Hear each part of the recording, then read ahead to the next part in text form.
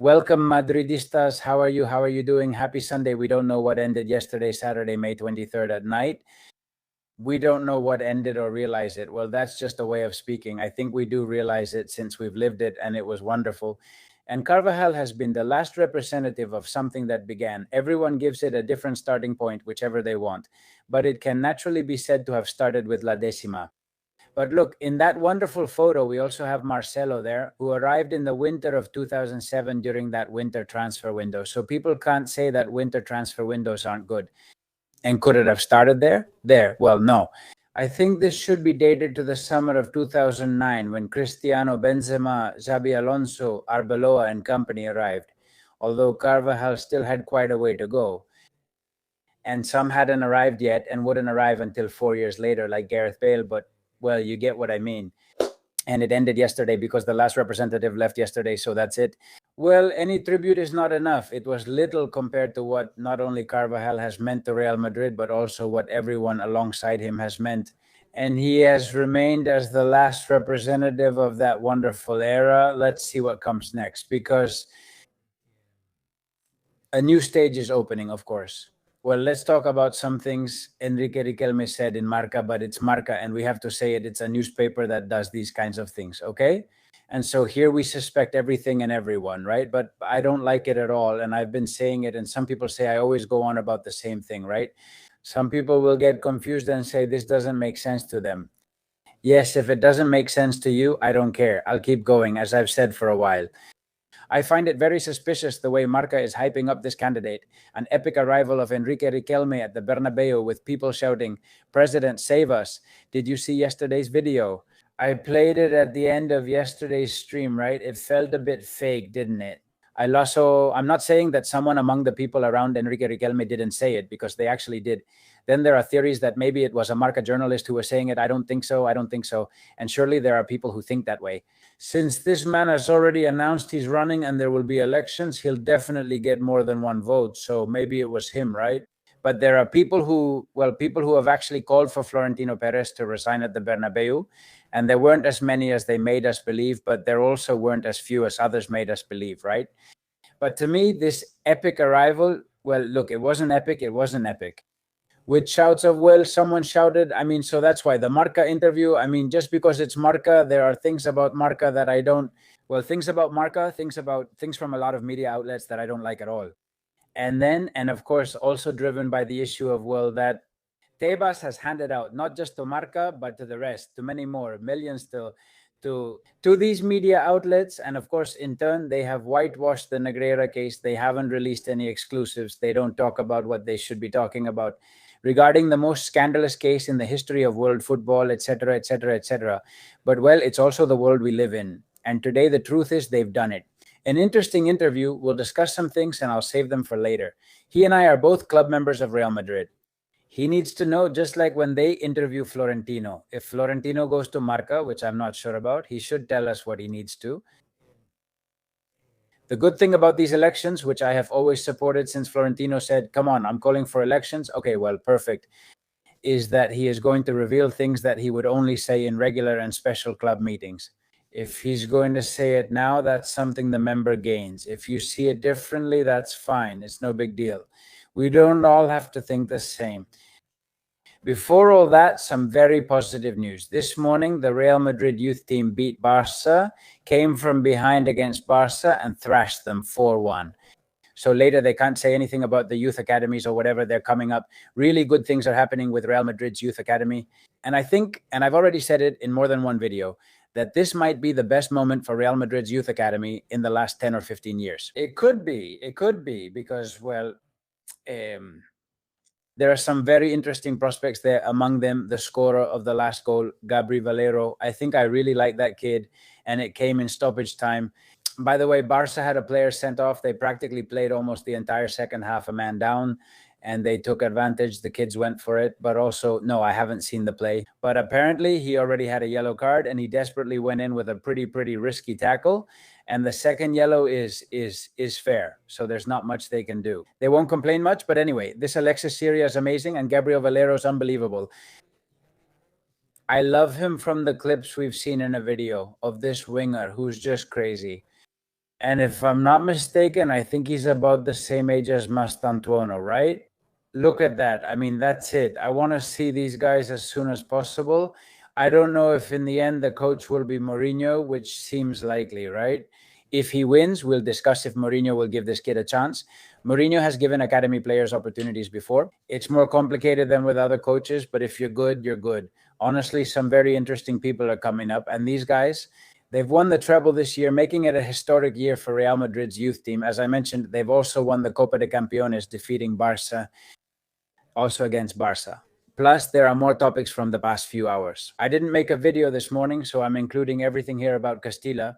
We thought Castilla, even Real Madrid admits they weren't going to play the second division promotion playoff from the Primera RFEF, and there was a dispute over the spot with Pontevedra, although at first it seemed like it was going to be Pontevedra, and it was clear, well, there was a tie there. Look, it's a bit complicated to explain, but I think Baracaldo was also involved in the middle of it all, and Madrid was the biggest beneficiary in that tie. And finally, people will now come out and say, and I think Pontevedra is going to complain, that they favored Madrid just because it's Madrid. Well, all the usual nonsense, right? But come on, it's just 2 + 2 = 4, right? I mean, it's in the regulations, and Real Madrid Castilla is a legitimate participant in these promotion playoffs to the second division. Let's see if Castilla finally manages to get promoted, as I said, to the second division. And this afternoon, we have the EuroLeague final, the basketball Final Four, with a bit of a tough situation. Regarding Real Madrid's injuries, it would practically be a miracle to beat a team like Olympiacos. But, well, we're going to try, and we'll be watching very closely, and we'll make a video tonight. And let's hope that this afternoon, tonight, we win our 12th European title and become champions of Europe again in basketball. All right, about Mourinho, and attention, Olise, Mourinho and Olise. Mourinho was watching Bayern yesterday, and they're saying in Germany it was the German Cup final, and they're saying he went to see Olise. Well, this very unpleasant man, Uli Hoeneß, the honorary president of Bayern Munich, well, today he went off on two against Madrid, Mourinho, and against Barca, especially the second one, of course, right? Barca wants to sign Harry Kane, but he says it's impossible since they have no money. It would really hurt me to see Kane at Barca. I don't think it will happen. With Lewandowski leaving, there's talk they want to sign him, but it's hard to get him from Bayern. Just like I think it's very hard to get Michael Olise out of Bayern too, very complicated. It wouldn't be the first player we've taken from Bayern, but we've only done so when their contracts were ending, right? Or they had a year left on their contract, right? Like Cruz back in the day, Alaba, who said goodbye yesterday, by the way, also a few years ago. But with Olise, I see it as very complicated. Now, why was Mourinho there? Maybe he was watching a different footballer, but they say it was the Frenchman. And Uli Hoeneß says he can keep his eyes on Olise all he wants, but he still won't get him. This was the guy who, back in the day, played for Bayern and faced Madrid in those historic matches. He's thrown us much bigger insults than this one. Come on, this is minor. It only mentions Mourinho, not Real Madrid anyway. They're talking about Mourinho, of course, with the electoral process opening up at Real Madrid. It happens that Mourinho's clause, which would end this May 31st. Well, the 7 million clause would no longer apply. I always thought it was less, but well, I just read that it's 7 million, and that's tough because then you have to negotiate with Benfica. I don't think there would be a problem. If Florentino Perez wins the elections, Mourinho will become Real Madrid's coach. I'll briefly pause here and we'll discuss this soon. Maybe this man, Enrique Riquelme, in case he wins, which is very unlikely because, well, things would have to turn around completely for that to happen. Maybe Mourinho would work for him too. I think he'll offer someone else. He hasn't given any names today, but this electoral process, which might last a week or two and still has to be confirmed, well, maybe that would work for him as a coach. The thing is, the payment of that clause couldn't be made during this electoral process, and then you would have to negotiate with Benfica.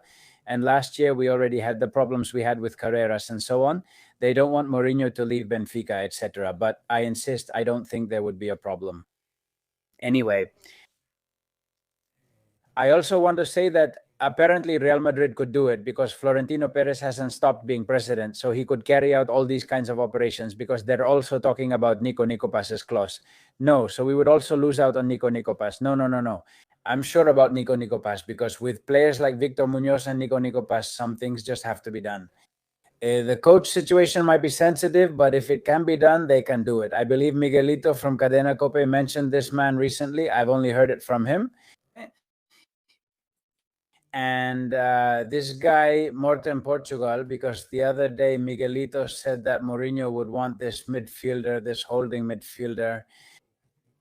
I have to tell you something. I've seen this summary of his. Well, there's some highlights.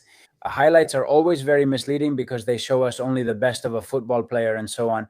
And well, let's see. It's happened to us 1,000 times that we think someone is amazing and then they're not. But this guy has some very interesting things. He reminds me a little bit of Xavi Alonso and of some very interesting midfielders. Now, he's Danish. Denmark hasn't qualified for the World Cup, right? Well, maybe that's better if he ends up coming. But the thing is, people are talking about him now. I mean, he's not a footballer who has become very famous in the last few months because, wow, the way he's playing football. But, well, Mourinho has been right about people that no one was paying attention to, like he did with Di Maria back in the day. Look, he brought him in from Benfica. And in the end, he ended up being right, didn't he? Sporting would ask for 50 million. They say he looks like a clumsy player. To me, he doesn't seem that way. Honestly, I really love that highlight. You can find it on this account called Locos Real Madrid. And it's a 1-minute clip of this very interesting footballer. He said this yesterday at the press conference, likely because he's already linked with Real Madrid. To be mentioned with a big club like Real Madrid is a great honor for me. But I have a contract here. He says, being linked with a big club like Real Madrid is a great honor for him. After tomorrow's match, we'll talk about my future because I have a contract and so on, right? Well, let's see. And now let's talk about Riquelme. Let me give you a quick summary of the things he said, which my friend Chuck Gepetto helped me with here. And now let's go to a very interesting clip that talks about those red lines I mentioned the other day. Regarding whether I, for example, as a member would vote for him or not, no. Things he has said. In 10 points, he says that Real Madrid has lost part of its traditional values and wants to recover the club's identity. He states that club members should once again have more prominence and a voice in important decisions. He insists that his candidacy is not against Florentino, but in favor of Real Madrid. He believes that after more than 20 years, the club needs institutional renewal and supports a more democratic participatory model. He believes Madrid, for example, needs more. When discussing the members, I was also struck by something he said. He says that being a member, that it can't be that being a member of Real Madrid now only means, that the only advantage is getting Christmas and birthday greetings and a 15% discount on jerseys. And damn, in that sense, it's true. Being a member, well, you can be a season ticket holder as a member, but not all members can be season ticket holders. Careful. And then these 3 little things. Well, he promises more things. Now, from promising to actually doing it, there can be a gap, right? As always, he said it. He thinks Madrid needs to reconnect with some historical and cultural principles. It's all a bit vague. He'll likely get into specifics this week and next if the campaign lasts 2 weeks. He says the best talent in the world. He discusses creating an exciting long-term sporting project, saying the world's top talent should want to join Real Madrid for its prestige and vision. There's a phrase he throws out about how some people are saying it's about Mbappe, and he says, I'm not going to include everything, of course, otherwise we'd go on for too long, right? But that phrase in which they don't mention any player by name would be great, right? But there are people saying it's about Mbappe, that whoever comes to Real Madrid not only has to be a great player, but also understand the culture of Real Madrid. And there are people already directing that towards Mbappe. I'm seeing some incredible things on X, right? But incredible things. People saying that, no, he has my vote. People who aren't even members, he has my vote if they kick out Mbappe, right?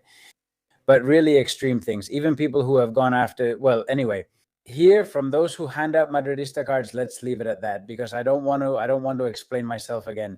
From those who hand out Madridista cards, there are people who say, I asked for the vote for this candidate or that one. And you say, it's unbelievable, man. It's unbelievable. I, for example, haven't asked for the vote for anyone, man. And like me, some other people. And yet we've gotten, man, a huge campaign against us. For those of you who have made it this far and haven't, I have the video posted from the other day explaining everything that's happened in these last few weeks, in these last few days. But anyway, there are people who can afford to do it. And another thing, look, now I'm going to show you a tweet from Nacho Aranda, which I think is really spot on, but I'm going to continue with Riquelme's points. They say that the best talent in the world, that coming to Madrid for prestige and for the project is against any possible future privatization of the club. He'll have to explain this better because, in fact, Real Madrid is a club. It's a private company, even if it belongs to its members. But he's going to have to explain this a little better, just like Florentino will also have to explain the new ownership model better. He asked the members not to be afraid and to take part in real elections after many years without opposition. I was going to tell you to read a tweet from Nacho Aranda, a journalist who used to work at Antena 3, also at Movistar Plus and so on, which I think is spot on about this topic, about journalists who are now, who are asking people to vote for one of the candidates, right? I haven't asked anyone to vote for anyone, just to clarify. He says it's normal for Real Madrid members to support different pre-candidates, but journalists turning information into propaganda for their favorite or their boss's choice degrades my profession. It's disgusting. It should be 15 days of proposals, but I doubt it will be. Come on, I absolutely agree with that. All right, let's listen to Enrique Riquelme here about, I think I have it ready. That's it, when the question is already being asked by Marca's director.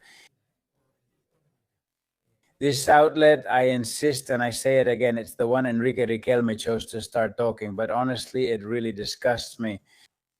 And to many Madrid fans and members as well, because of the whitewashing of the Negreira case, the alliance with Tebas, for a million reasons, okay?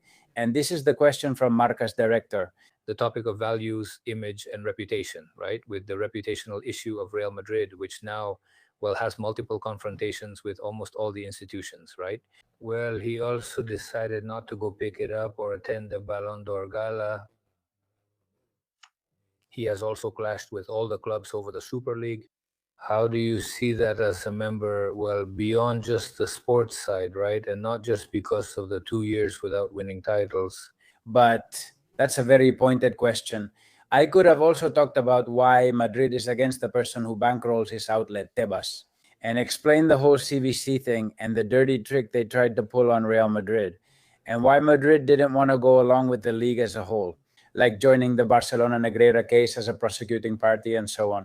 But anyway, here he talks about whatever he feels like. With the recent fights in the locker room, I think there's a very serious reputation crisis at Real Madrid, which I understand Florentino Perez also wants to address. I understand he has some responsibility as president. How do you view this as a presidential candidate? It's an extremely delicate issue. Studies show we've gone from Spain's most beloved club to still being the most recognized and top sports club globally, a brand. That has also been built thanks to a legacy, and we have to acknowledge that this comes from a legacy, right? And we have to acknowledge it and value it. But if we want it to stay the top sports brand and club in the world, I think we need changes. When a project lasts for such a long time, in the end, personal problems arise with people. And when personal problems are put before institutions, they create this kind of conflict. So it can't be like that. Be careful with that, because the personal issue with Tebas, I've said here in some video that Madrid has to get along with all the institutions, but there are red lines that can't be crossed naturally, and one of them is Tebas. Anyway, let's keep listening. That we're at odds with everyone. It's true that whoever has done or tried to harm Real Madrid, which has happened in some cases, that needs to be stopped. Real Madrid can't tolerate disrespect. That's right. Just like Real Madrid can't allow supporting a club that hasn't done anything for us, like with the Negreira case, but in 2024, we were supporting them in the assemblies, saying we needed a strong Barcelona. I haven't gone for a strong Real Madrid. I've gone for a strong Real Madrid. We have to compete against the rest. So, of course, they've made it really easy for him, since we've called out what Florentino did many times on this channel. Yeah, the Negreira case broke out in 2023, and at the 2024 assembly, he didn't say. And to correct you, he didn't say we need a strong Barca. That's false. Florentino didn't say that. Florentino said Real Madrid and Barcelona have to help each other. Real Madrid and Barcelona have to help each other. So Florentino lied when he said that as soon as the Negreira case broke out, he broke relations with Barca, got outraged, and went all out, because that's not how it happened. And here Mr. Riquelme is lying, because the phrase "we need a strong Barca" was never said word for word by Florentino. I mean, here everyone gets their due. Now, he's absolutely right when he says that, hey, Barca did what they did to us, and then you allied with them for a while, right? We all know why, even if he won't say it here, because of the Super League. We need them to respect us again, not fear us. It's very different. All right, and that's it for now because, well, you can watch the full interview. It's 27 minutes long. There's a moment where he also speaks very highly of Florentino, and he says that he's the best president in the history of Real Madrid and that the titles, well, that's something that absolutely belongs to him and, of course, to the players, but that he's achieved all of this at Real Madrid. But he mainly talks about the future and so on. Well, that's it for now, guys. Wish you all the best. Give it a like if you enjoyed this video. Subscribe to the channel. Please comment and share. Thank you so much to those of you who are still here, to those who send me your support. We'll keep going, and always with transparency. I explain everything in that previous video, which I know many of you have seen, and always with professionalism and objectivity. Everything that's happening around Real Madrid, we're going to keep going here, of course. All right, have a great Sunday. Let's win the EuroLeague. See you later. Bye.